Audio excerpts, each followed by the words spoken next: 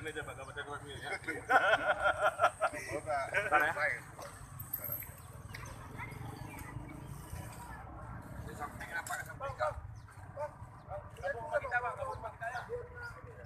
Kita berdiri, jangan terlalu meninggalkan